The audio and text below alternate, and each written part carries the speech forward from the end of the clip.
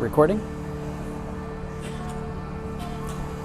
Hello, I'm Jon Fischer, a Junior Assistant Marketing Intern at Feather 2 Pixels, and this is Character Profile. I'm in front of Root Division in the Mission District of San Francisco. It's a beautiful day in this part of the city. It is July 2013, and we're on 17th Street, so let's go in.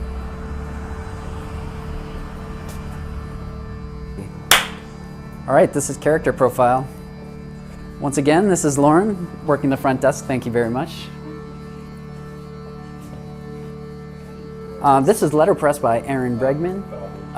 It basically seeks to connect an alphabet as a quilt of text, and that's what she's done. These are Heather Gordon's classic works of literature transcribed into 8-bit code and hand-inked onto these really beautiful circular chart strips. And this is Blake, our installation manager, and you can walk through, it's no big deal. You too. These are flip books by Dan Yovino. We have the show title, the alternate show title, and the made-up alternate show title. I should be using gloves. I'm the curator, I don't need to use gloves. This is a phone. You can call Kyle Peets and ask him how he's feeling. And this is all part of our research and development wing that explores the informational aspects of language. And this main space is the Lost and Found wing, in which we explore one of the two phenomena of language, the selection phenomenon, in which we make up words and sounds and squiggly characters and use them to represent ideas. These are Benjamin Hill's toasted puns, so 400 plus hilarious puns written on economy hamburger and hot dog buns. These are Yuki Maruyama's manga blocks. You can't touch these, but you can walk around them and observe them at all angles. They're very cool. Amy Alstrom's beautiful quilted urban tapestries. She has 3 here. These are her newest pieces, and she basically finds images and graffiti off the street and embroiders them. They look great. This is Janice Miyagi's really thick, heavy, beautiful, rich oil painting. It's all black, and basically it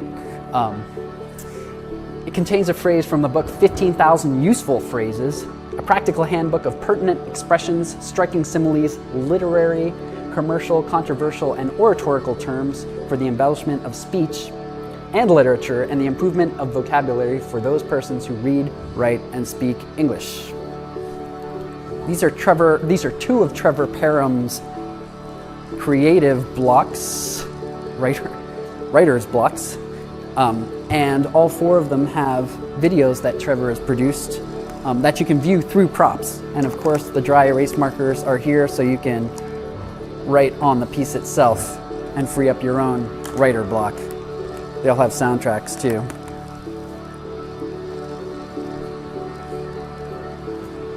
And this is Clint Immoden's shoe Scrabble. So it basically is exactly what it sounds like. Use the tool to make words, just like Scrabble. This room here is the arcade. 2 more of Trevor's writer's blocks, and they really have been filled throughout the course of the show. This is Noel Valeri's Dragon, and basically you make sentences out of gangsters, commercials, and presidents.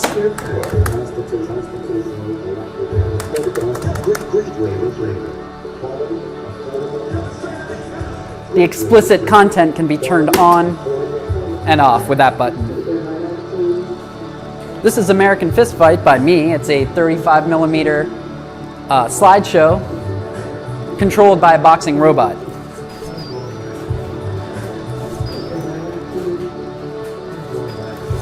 The slides were created entirely from screen prints and inkjet prints.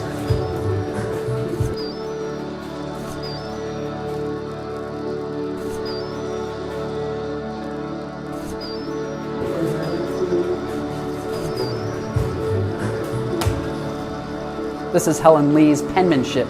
It's a glass piece made out of blown glass, penmanship.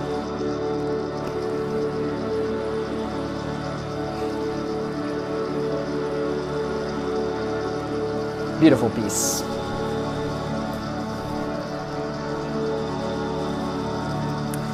These are headlines by Kirk Amix. We have USA Today on the left and the New York Times on the right. Every headline from the year 2008, and he's even gone through the trouble of compiling a keyword set here so you can compare the two. Lori Sueska's letterpress, it's a WWW, which really meant nothing 20 years ago, and now it's a beautiful letterpress piece. Speaking of delicate, these are Amber Jean Young's embroidered mail, so I am going to wear the gloves this time. She's created two pieces for us. One, a letter complete with envelope, and a postcard. I like these pieces. Mixed media piece by Mike Kimball. It looks like a receipt, it smells like a receipt, but it only is a receipt if you think it is. This is our dignified, signified sign. These are ice cream flavors that John Patrick Mackenzie thought of and wrote down on walks. And that brings us to our gift shop wing, which is pretty much out of stock.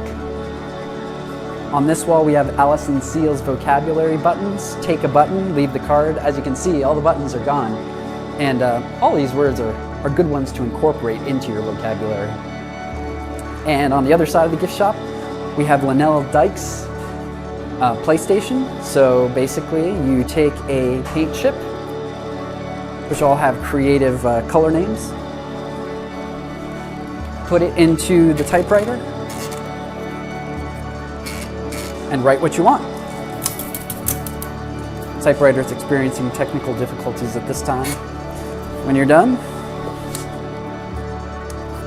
put it on the sculpture. And as you can see, this has pretty much been used up itself. Right here, we have Meaning Maker by Kent Mask and Nanette Wild. Basically, they're informational pamphlets on 5 different subjects, and they're free.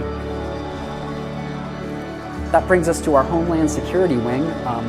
We have more blocks by John Patrick Mackenzie and his main piece, Osama bin Laden, which is an exploration of things Osama bin Laden disliked. And on the other side of the wall, we have screen prints by John Gorley. John described these as things people say that don't mean anything. They mean whatever you want them to mean. And now we are in the Homeland Security wing. Here we have the UN word search by Jonathan Frey. Countries of the UN are represented. And there's information on each one here. And you can take a word search to go. Here.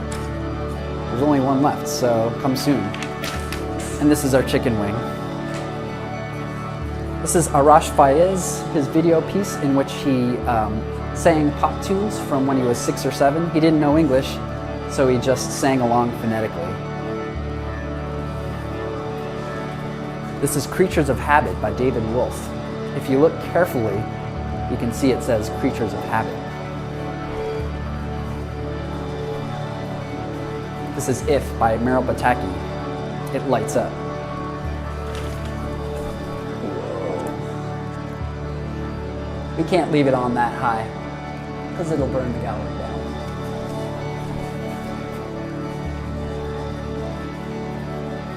Another John Gorley. And our smallest, thinnest, skinniest John Patrick Mackenzie. It's called Thinnest, Skinniest.